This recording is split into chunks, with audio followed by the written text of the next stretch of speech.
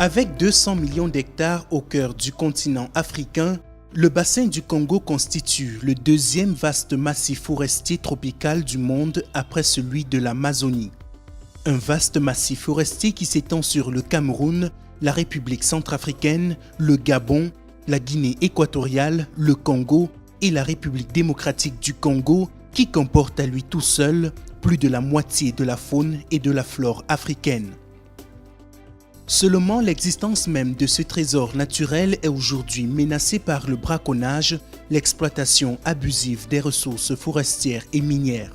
Conséquence, chaque année, c'est des centaines de milliers d'hectares de forêt qui disparaissent. Face à l'ampleur de ce drame, les gouvernements d'Afrique centrale ont, dans le cadre de la COMIFAC, créé un observatoire des forêts, l'OFAC, qui leur permettrait d'obtenir des données précises qui faciliteront la prise de décision.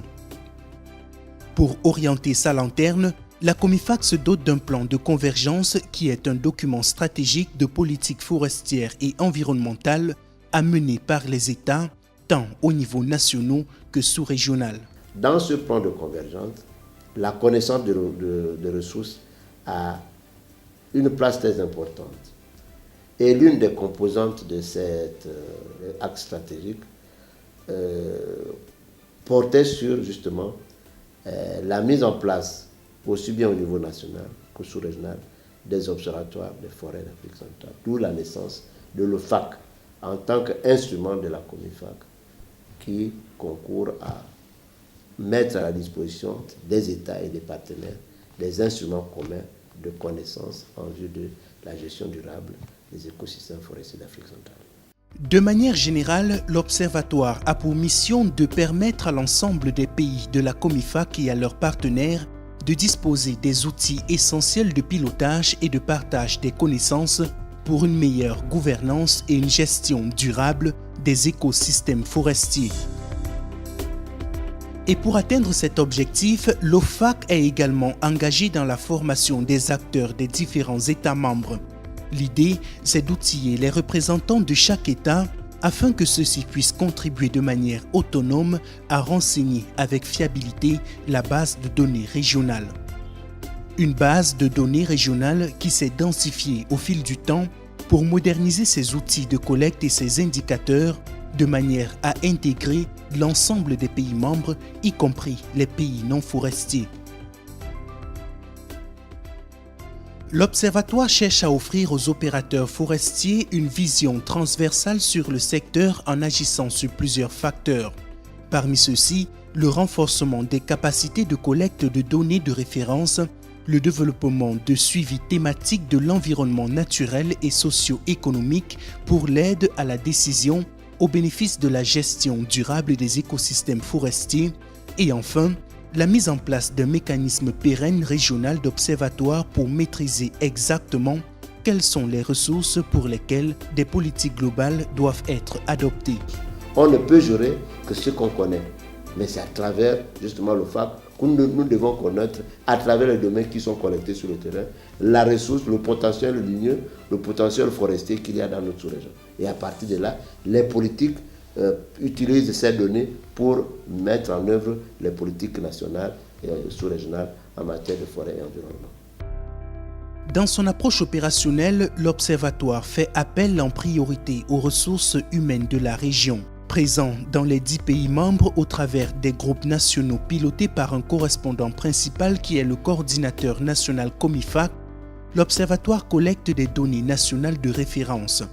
Les autres données proviennent du secteur privé comme des exploitants forestiers, les ONG, les gestionnaires d'aires protégées et l'ensemble des membres du partenariat pour les forêts du bassin du Congo. Les données recueillies sont ensuite centralisées dans la base de données informatiques de l'Observatoire, traitées puis rendues publiques sous différentes rubriques via les canaux informatiques et globalement le système d'information de l'OFAC. Ce système d'information est un outil global qui est composé d'un ensemble de jeux de données. Et ces jeux de données portent sur différentes thématiques. Ils sont accessibles à travers le site web de l'Observatoire qui a été conçu pour permettre aux utilisateurs de pouvoir entrer en possession des données sur les thématiques de gestion forestière. L'Observatoire recense également des données d'ordre général qui sont catégorisées suivant les bases de connaissances. Elles concernent des données qui accompagnent les jeux de données principales et portent sur les espèces animales et végétales, sur les institutions et même sur la dynamique de la sous-région. Après bientôt 10 années de fonctionnement, l'Observatoire des forêts d'Afrique centrale peut se targuer aujourd'hui de posséder la base de données la plus crédible sur l'état des forêts du bassin du Congo. Des données qui concernent désormais les 10 pays membres avec les aires protégées de la sous-région. Mieux encore, l'OFAC dispose des aspects de suivi sur la concession forestière et sur les parcelles permanentes de manière à justifier n'importe quelle prise d'initiative.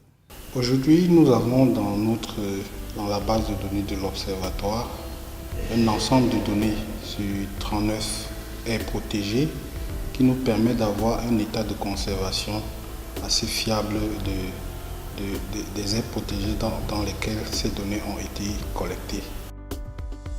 Pour se positionner définitivement comme une instance efficace, incontournable et crédible, l'OFAC s'est doté d'une vision de développement. Une vision échelonnée qui lui permettra d'assurer de façon efficiente la mutualisation des connaissances indispensables pour le suivi de la gestion durable des forêts dans leurs dimensions géospatiales, économiques, écologiques et sociales.